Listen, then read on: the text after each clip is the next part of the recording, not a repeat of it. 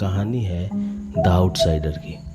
Albert Camus की वो किताब जिसके माध्यम से कामू हमारे जीवन के अस्तित्व की परतें खोलते हैं।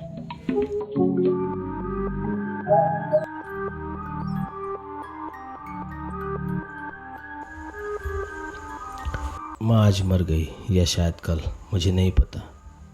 मरसों की माँ मर चुकी है, ये सूचना उसे एक टेलीग्राम के जरिए मिलती है, लेकिन उसके भीतर कोई हलचल नहीं होती। न कोई आंसू, न कोई झटका, न दुख। मरसों उस दुनिया का व्यक्ति नहीं जिसमें भावनाएं औपचारिकताएं बन चुकी हैं। वह दोपहर की बस पकड़ता है, वो माँ के अंतिम संस्कार में शामिल होने जाता है, लेकिन भावनाओं के पार। वो वृद्धाश्रम पहुंचता है, सबसे पहले उसे वार्डन से मिलना पड़ता है। माँ अब एक रिकॉर्ड बन चुकी है। 3 साल पहले आई थी, उनके पास कोई साधन नहीं था, वो आप पर निर्भर थी, ऐसा वार्डन मरसों से कहता है।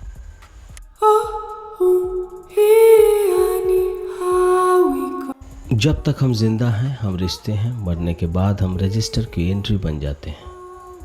मरसों को उस रात शव के पास बैठना है, पर कोई दुख का दृश्य नहीं। वहाँ मृत शरीर है लेकिन शोक नहीं, वहाँ रिश्तेदार हैं लेकिन संवेदना नहीं। मरसों रात की चुप्पी में माँ के शव के पास बैठा है लेकिन रो नहीं रहा। वो वहाँ है लेकिन एक दर्शक की तरह। वृद्धाश्रम की दुनिया जहाँ लोग जीने से ज़्यादा मरने का इंतज़ार करते हैं। वृद्धाश्रम के बुजुर्ग लोग आते हैं माँ के अंतिम दर्शन के लिए। उनकी आंखों में आंसू नहीं, बस आदतें हैं। आदतें ऐसी जैसे यह उनकी दिनचर्या का हिस्सा हो। किसी की मृत्यु हो जाए तो 1-2 घंटे बैठना, कुछ न कह पाना और फिर चुपचाप लौट जाना। मरसों को ये सब बेमतलब नहीं लगता, उसे यह सब निर्दोष रूप से बेतुका, इनोसेंटली अबसर्ड लगता है। मरसों वहाँ बैठा है, सिगरेट पीता है, कॉफ़ी पीता है। माँ को अंतिम बार देखने को भी मरसों मना कर देता है। अगले दिन शव यात्रा निकलती है। मरसों माँ की कब्र के पीछे चल रहा है, लेकिन उसके मन में कोई तूफान नहीं, बस थकान है, गर्मी है, शरीर की प्रतिक्रिया है। यहाँ कामू एक गहरी बात कहते हैं, शोक हमारे भीतर नहीं होता, वो बाहर के मौसम, रीति रिवाज और थकावट से बनता है। शव यात्रा में आंसू नहीं बहते, पर शरीर पसीने से भीग जाता है। माँ को दफनाया जाता है। यही वो क्षण है जब मरसों की आत्मा में कुछ दरकता है। न कोई भाव, न कोई चीख, बस एक गहरा शब्दहीन बोध कि संसार में सब कुछ स्थायी नहीं।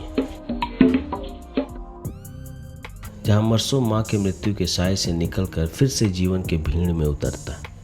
एक दिन पहले माँ की मिट्टी में विलीन होने की चुप्पी और अगले दिन समुद्र की लहरों में उठती गर्मी। मरसों की जिंदगी में कोई विरोध नहीं है। उसके लिए जीवन, मृत्यु, दुख, सुख सब एक जैसे हैं। समुद्र किनारे उसे मैरी मिलती है, पुरानी पहचान है। वो हंसती है, पानी में जाती है, मरसों के साथ तैरती है। उसके गीले बालों में सूरज झलकता है और मरसों को अच्छा लगता है। रात को वे एक साथ समय बिताते हैं। मैरी पूछती है, क्या तुम मुझसे प्यार करते हो?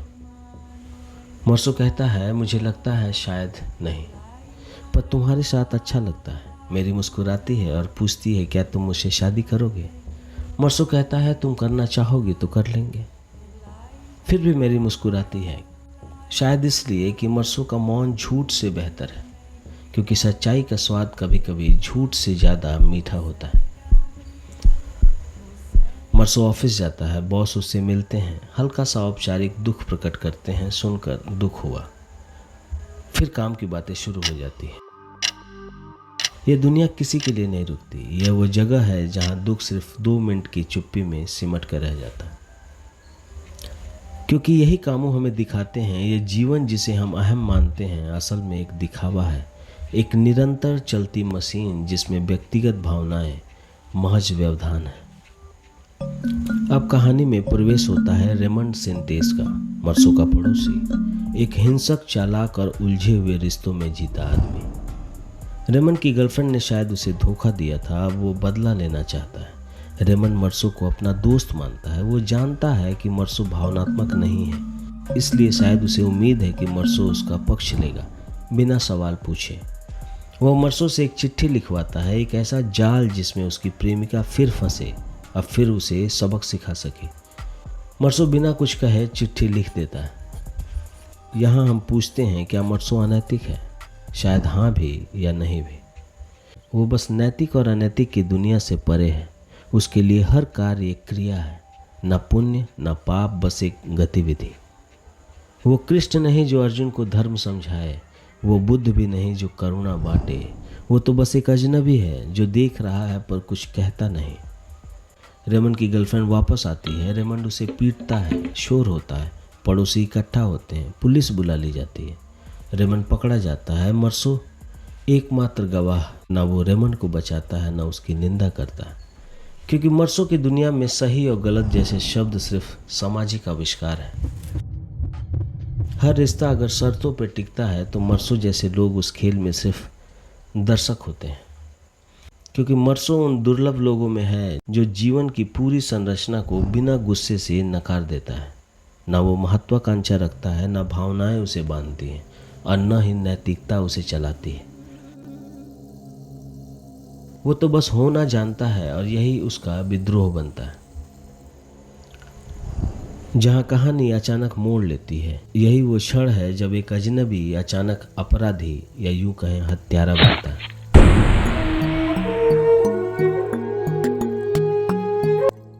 यहाँ तक मर्सो एक दर्शक था, वो केंद्र में आ जाता है। रेमंड मर्सो और उनके दोस्त को समुद्र के किनारे एक बंगले में ले जाता है। यहाँ मस्ती, खाना, सिगरेट और गर्मी, भारी दहकती बेचैन कर देने वाली गर्मी।